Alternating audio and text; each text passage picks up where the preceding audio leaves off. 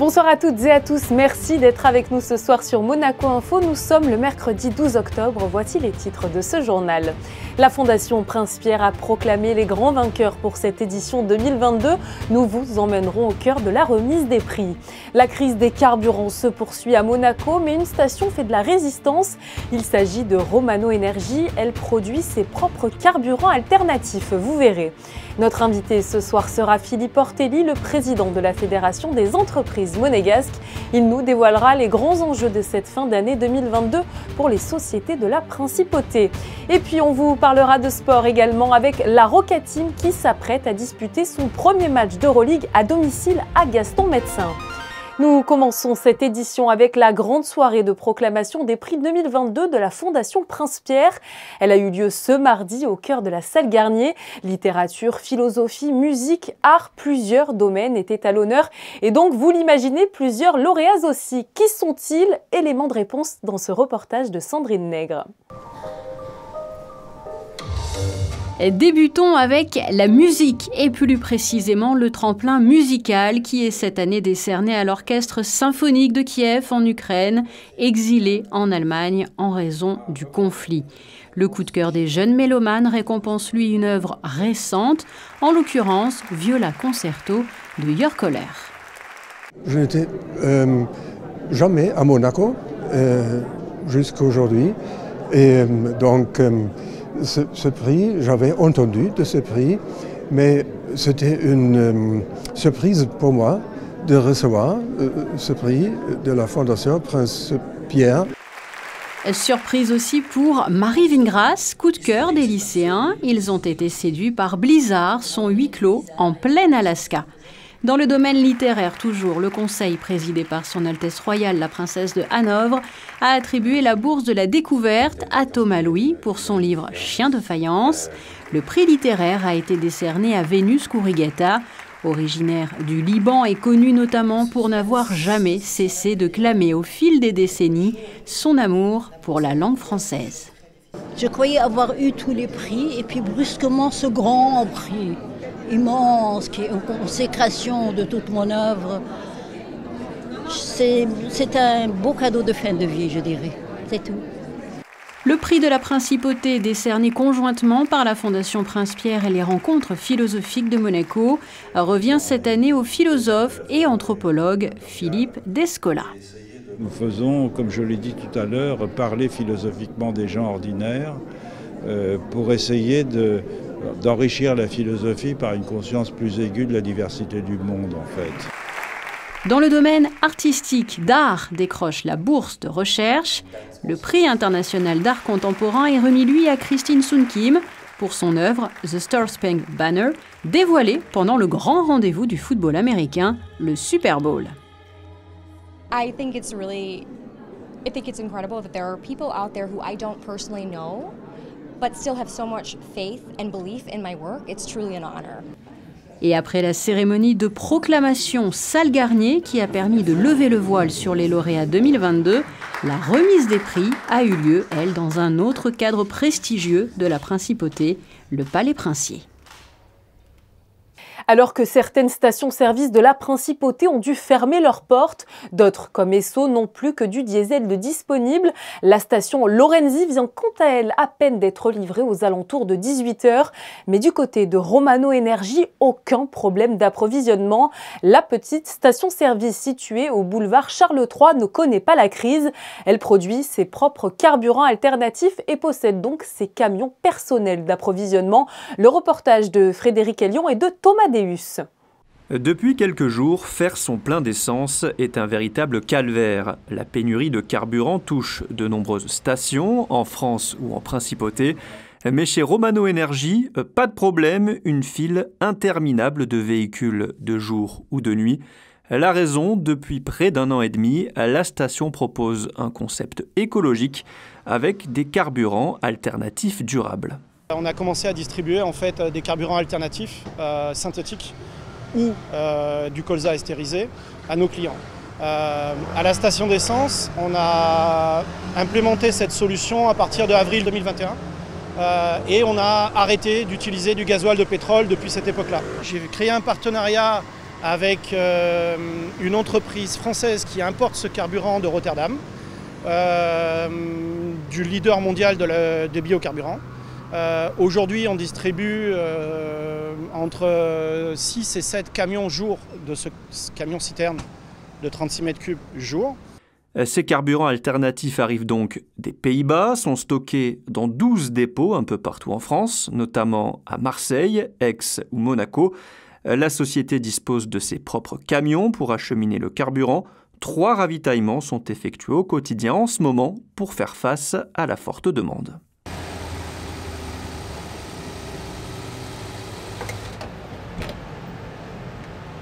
Donc vous voyez, ce carburant n'a pas de couleur, il n'a pas d'odeur, il ne sent rien, mais pas seulement il sent rien là, il sent rien à l'échappement.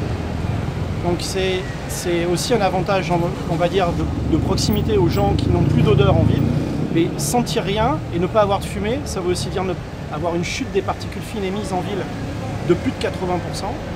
Ça veut dire aussi ne plus avoir de soufre en ville. Ce carburant permet de faire baisser le bilan carbone. Il est normé non cancérigène et est 100% biodégradable. L'essence est une vraie préoccupation pour tous les salariés de la Principauté. Ils ont, c'est vrai, de grosses difficultés pour se rendre sur leur lieu de travail. Nous recevons ce soir Philippe Ortelli, le président de la Fédération des entreprises monégasques, pour parler justement de toutes les difficultés auxquelles les sociétés monégasques sont confrontées. Bonsoir à vous, monsieur Ortelli. Bonsoir Julia. Alors première question qui colle vraiment à l'actualité, comment font les entreprises monégasques pour gérer ces problèmes d'approvisionnement en carburant qui impactent, c'est vrai, toutes les tranches de la population? Nous trouvons particulièrement pas à propos que quelques centaines de grévistes en France mettent toute l'économie des 2 pays en l'air et amplifient encore toutes les difficultés de circulation que nous connaissons depuis des années dans les Alpes-Maritimes. Chaque entreprise essaie de trouver des solutions. Heureusement, effectivement, il y a le télétravail qui a été mis en œuvre et qui permet à certains de rester chez eux. Mais malgré tout, nous ne pouvons pas travailler qu'en télétravail. Et puis, il y a certains secteurs d'activité où la présence physique est indispensable. Et nous nous adaptons pour l'instant, mais c'est vrai que ça rend de plus en plus compliqué et use nerveusement les salariés. C'est vrai que là, on fait face à cette crise des carburants, mais il y a aussi tous les jours des routes saturées. Qu'est-ce qu'il faudrait faire, selon vous? Peut-être des solutions alternatives? La fédération patronale porte depuis plusieurs années et a présenté un projet de métro Nice-Monaco. Nous en reparlerons bientôt. Au-delà, clairement, depuis 20 ans, le problème n'a pas été travaillé par les autorités monégasques, peut-être parce que politiquement, envers les monégasques, il n'est pas très porteur. Ça ne concerne que les salariés qui viennent de l'extérieur travailler à Monaco. Il faut quand même rappeler à tous que c'est ces salariés-là qui produisent la valeur ajoutée et donc la TVA qui apporte autant de richesse au pays et qui permet de construire de plus en plus d'immeubles domaniaux de grande qualité et nous ne pouvons que nous en féliciter. Mais tout chef d'entreprise sait qu'il faut motiver les troupes et à partir de là, un management humain responsable devrait être que l'on respecte les salariés qui viennent travailler ici et qu'on s'occupe aussi de leur temps de trajet, qui est aujourd'hui d'1h30 pour venir de Nice tous les matins, en temps normal, et presque 3/4 d'heure, 1 heure pour repartir le soir, parce que les départs sont peut-être un peu plus étalés. Mais c'est pour nous, humainement déjà, un scandale, et écologiquement, une aberration, avec un embouteillage qui génère des centaines de milliers de kilos de CO2 chaque année par l'immobilisation des véhicules, et financièrement, un gros gaspillage, surtout vu le prix du carburant aujourd'hui. Monsieur Ortelli, abordons également ce soir le pouvoir d'achat qui est, c'est vrai, une thématique centrale pour cette année 2022. Où en sont vos réflexions aujourd'hui? Effectivement, il n'est pas raisonnable de ne rien faire. Je ne vais pas dire qu'il faut absolument maintenir le pouvoir d'achat dans toutes les entreprises tout le temps et quelles que soient les situations économiques. Chaque cas est particulier, mais nous ne pouvons qu'inciter, toujours par principe de management, envers nos salariés à faire le maximum pour préserver le pouvoir d'achat de nos collaborateurs. Faut-il revoir les niveaux de rémunération à Monaco au niveau des salaires ou faut-il plutôt appliquer des primes d'ajustement pour lesquelles, je crois, le gouvernement n'appliquera d'ailleurs pas de taxes? Nous sommes beaucoup plus favorables à des primes que des augmentations généralisées. Il faut savoir que par rapport à la France, le salaire médian à Monaco est un tiers supérieur au salaire médian français. Bien sûr, il y a des coûts supplémentaires pour travailler sur la Côte d'Azur. Néanmoins, là encore, chacun doit prendre ses responsabilités. Le gouvernement prend les siennes et nous apprécions effectivement qu'il propose que les primes de maintien de pouvoir d'achat soient désocialisées afin effectivement de permettre aux entreprises plus facilement de les prendre en charge. Et c'est une bonne solution sur le court terme, afin de préserver le pouvoir d'achat des salariés. Outre ces salaires, comment améliorer la qualité de vie des salariés ou bien des collaborateurs concrètement en principauté ? Clairement, les demandes sont de deux ordres. Ce n'est pas des demandes salariales, à part effectivement celles cette année récemment, mais c'est les transports et le logement des actifs. Les gens se plaignent d'habiter trop loin, avec des loyers trop chers. C'est un vrai problème qui ne peut se résoudre que par une offre supplémentaire de logement d'actifs autour de Monaco. Et encore là, une offre de logement supplémentaire autour de Monaco fait que les gens viendront beaucoup plus facilement à vélo, à pied, en bus, travailler à Monaco et donc ne pollueront pas en prenant leur voiture s'ils viennent de Menton, de Roquebrune ou de Sofia et de la rive ouest du Var. Il y a aussi un gros sujet en cette fin d'année 2022, c'est la maîtrise de l'énergie durant cet hiver avec les restrictions qui vont être mises en place. Est-ce selon vous vraiment la thématique la plus importante de cette fin d'année 2022 ? Il est clair que nous devons prendre toutes les précautions nécessaires pour diminuer, je dirais, notre consommation d'énergie. La guerre en Ukraine, l'augmentation de prix de l'énergie, nous oblige de nouveau à réfléchir encore plus à comment réduire notre consommation, à être plus sobre, tout en maintenant la qualité de vie pour nos résidents, pour nos salariés que nous avons actuellement, qui fait partie de notre attractivité. C'est que la puissance de travail des gens que nous attirons ici, qui fait notre économie et qui fait la richesse de notre économie monégasque. Dernière question, quelle est votre position, Monsieur Ortelli, sur le temps de travail et la flexibilité justement des salariés à Monaco ? Une loi a été votée l'an dernier, elle nous paraît raisonnable, elle permet effectivement d'amortir la saisonnalité de l'activité au mois ou même jusqu'à l'année, en apportant, je dirais, une prime sur cette activité, sur ces heures qui sont aménagées. C'est quelque chose qui me paraît utile par rapport à de nombreux secteurs d'activité qui bénéficient d'une saisonnalité. Il est évident que ce soit dans le bâtiment, dans l'hôtellerie, la restauration, il y a des moments dans l'année où on travaille plus que d'autres. Et avoir cette capacité de saisonnalité permet aussi aux salariés parfois d'avoir 1-2 semaines de vacances supplémentaires dans l'hiver, dans les temps creux, tout en permettant aux chefs d'entreprise d'avoir à sa disposition des collaborateurs compétents et de les motiver. C'est pour nous une bonne loi que nous devons peu à peu mettre en œuvre au sein des entreprises. Merci beaucoup à vous, Monsieur Ortelli, d'avoir répondu à toutes nos questions sur Monaco Info. Merci à vous de m'avoir écouté.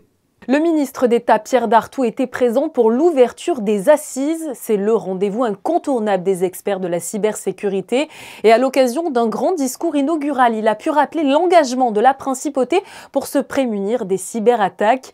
Ces assises permettent notamment de s'interroger sur les problématiques actuelles et futures de la cybersécurité et d'apporter ainsi des solutions concrètes. Elles se dérouleront jusqu'au 15 octobre au Grimaldi Forum. Les vaccins adaptés aux variants en circulation sont désormais disponibles en principauté.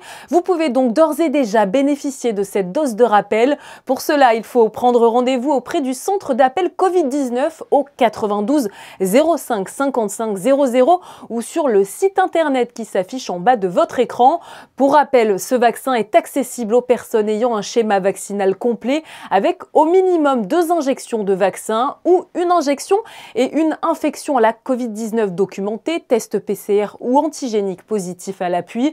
Cette dose de rappel accessible à tous est particulièrement recommandée pour les personnes âgées, les femmes enceintes ainsi que pour les personnes immunodéprimées ou souffrant de comorbidité. Un mot de sport à présent, après avoir parfaitement débuté sa saison avec 5 victoires en autant de matchs, la Roca Team se prépare à recevoir le double champion en titre de Euroleague, l'Anadolu Efes Istanbul. Un match aux allures de premier test de la saison pour une équipe monégasque qui avait impressionné la semaine passée à Bologne. Présentation du match avec Yannick Debever, Thomas Deus et Clélia Renaud. Dernière répétition avant de recevoir l'un des favoris de cette saison d'Euroleague, l'Anadolu Efes Istanbul. Lors d'un tournoi de pré-saison, Monaco avait déjà affronté cette équipe pour une défaite 84-73. Un match qui avait permis à Sacha Obradovic et son staff de peaufiner un peu plus les tactiques pour parfaitement entamer la saison. I wouldn't say it's a big test, first big test, you know, we have Bologna on the road, we have French League games on the road, like very difficult ones. Every game is a test, every game you have to have a certain approach, but for sure from the old opponents, this one is probably the most strongest one, so it's going to be a good fight. L'AS Monaco aura peut-être un avantage sur son adversaire grâce à l'expérience d'Adrien Moerman. L'actuel capitaine de la Roca Team a passé 4 ans à Efes avant de rejoindre le Rocher cet été. Oh, un avantage, non, je ne sais pas. Après, comme je dis toujours, je donne toujours le meilleur de moi-même, que ce soit Efes en face ou quelle que soit l'équipe. J'espère donner le meilleur de moi-même et surtout de gagner le match, c'est le plus important pour nous. On est sur une bonne dynamique. Ça nous permet aussi de nous voir où on en est aussi par rapport à notre effectif. Et c'est un match très important pour nous pour se situer dans cette Euroleague. Côté dynamique, les deux équipes affichent une très grande forme en ce début de saison en étant toutes deux invaincues. Les interrogations côté monégasque concernent les disponibilités d'Eli Okobo et Jordan Lloyd. L'arrière français est touché à la cheville alors que l'Américain souffre d'un dos douloureux. Le staff décidera au dernier moment s'ils joueront ou non. Chez l'Anadolu Efes, en revanche, il est certain que Shane Larkin ne sera pas de la partie. Une absence qui sera sans doute comblée par le très grand talent du reste de l'effectif.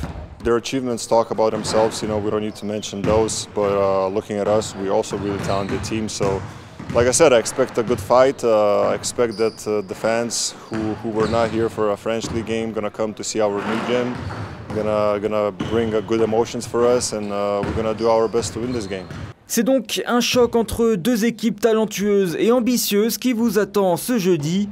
Le club de l'Imprincipauté attend évidemment une salle Gaston Mezza au complet pour ce premier match d'Euroleague à domicile. Et vous pourrez retrouver ce choc en direct sur Monaco Info à partir de 19 h avec aux commentaires David Cosette et Stéphane Brun. Autre diffusion en direct sur notre antenne ce vendredi 14 octobre à 21h15. Vous pourrez retrouver le combat du monégasque Hugo Mikalev qui se mesurera à Ilias Kalouche à l'occasion de la Monza Fight Night. Aux commentaires pour ce combat d'Elia Kriel et Damien Siègle. Je vous rappelle que le jeune champion Hugo Mikalev en est à son 4e combat en professionnel et qu'il comptabilise pour l'instant uniquement des victoires. Je vous propose à présent de découvrir une artiste qui était de passage à Monaco cette semaine. Ghislaine El Gaoui a exposé ses œuvres le temps d'une journée au restaurant La Mome sur le quai Kennedy. Fabien Bonilla et Olivier Bonello vous font plonger dans cet univers coloré. Regardez. Les visages de femmes sont le domaine de prédilection de Ghislaine El Gaoui. Cet artiste utilise le quadrillage comme technique, ce qui donne une impression de mosaïque, un style qui fait référence à ses origines, le Maroc, où elle est née et dont le père est lui-même artiste. Peindre des visages féminins est pour elle une forme de liberté. La tradition de peinture marocaine, on n'avait pas le droit de représenter l'être humain. C'est comme si on essayait de voler l'âme. Et mon père a ouvert beaucoup cette porte en nous peignant nous et en peignant beaucoup de personnages féminins de sa famille. J'aime faire briller des femmes qui n'ont pas toujours un parcours facile dans ce monde très masculin. Et mes muses sont toujours des femmes qui ont réussi à percer les interdits, les obstacles de la vie. En plus de sa technique de quadrillage, Ghislaine El Gaoui souhaite faire briller les femmes à travers son œuvre, au sens figuré, comme au sens propre, avec dans ses cadres un système d'éclairage. J'aime la réaction de mon tableau à la lumière du jour, à la lumière de la nuit. Pour moi, un tableau doit vivre jour et nuit. J'essaye toujours de dire que j'essaye de peindre l'âme et que la lumière vous montre tous les visages d'une femme. Elle n'en a pas qu'un et ma technique me permet de faire ça. Ghislaine El Gaoui travaille la lumière avec d'autres œuvres beaucoup plus grandes comme ses voiles de bateau. Cette artiste possède une galerie à Londres. Elle était de passage en Principauté pour une exposition éphémère au Private Room du restaurant La Mome et devrait revenir prochainement à Monaco pour présenter la suite de son travail. La Fédération des groupements français de Monaco vous présente l'exposition Florilège des jardins de Monaco qui se déroulera jusqu'au 5 novembre à la Maison de France. Le prince Albert II était présent hier soir pour découvrir toutes les œuvres proposées, à l'image de celle du peintre aquarelliste Tony Szabó qui a voulu capter la lumière et les couleurs de l'ensemble des grands jardins de Monaco. Un beau moment pour découvrir toutes les qualités des jardins monégasques. Le prince Albert II s'est également rendu à la Villa Paloma à l'occasion des derniers instants de l'exposition Excentrique bébé. Le nouveau musée national de Monaco présentait cette exposition consacrée à Christian Bérard depuis le 9 juillet. Elle a rencontré un franc succès durant tout l'été et en cette rentrée 2022, elle prendra fin ce dimanche 16 octobre. Profitez donc des derniers instants. Hier soir, le musée océanographique projetait le documentaire Monaco des princes et des océans réalisé par Franck Florino. Le prince Albert II était encore une fois présent à 19h30 pour redécouvrir l'histoire de ce documentaire. Il dévoile, je vous le rappelle, notamment l'engagement de la principauté pour la connaissance et la protection des milieux marins. Comme chaque soir, nous vous faisons un point sur les tendances météo et Vanessa Dessy a, je crois, de bonnes nouvelles concernant la journée de ce jeudi 13 octobre. Bonsoir à vous, Vanessa. Bonsoir Julia, bonsoir à tous. Le soleil sera de retour sur le territoire. Les températures iront de 15 à 21 degrés. Le soleil se lèvera à 7h40 et se couchera à 18h53 et nous fêterons les Gémeaux. Aujourd'hui avait lieu l'ouverture de la 16e édition du Conseil économique, social et environnemental des jeunes. L'objectif de cette assemblée basée sur le volontariat est de permettre aux jeunes lycéens de la principauté de toute nationalité de proposer aux autorités monégasques des thèmes de réflexion élaborés sous forme de projets de vœux débattus directement dans l'hémicycle et approuvés par un vote. Manuel Vitali était présent lors de ce conseil pour immortaliser ces échanges. Demain, vous pourrez d'ailleurs retrouver un reportage complet dans le 19h. C'est la fin de cette édition. Demain, vous retrouverez également Émilie Rousseau à la présentation de ce journal. Moi, je vous dis à très bientôt sur Monaco Info. Belle soirée à vous.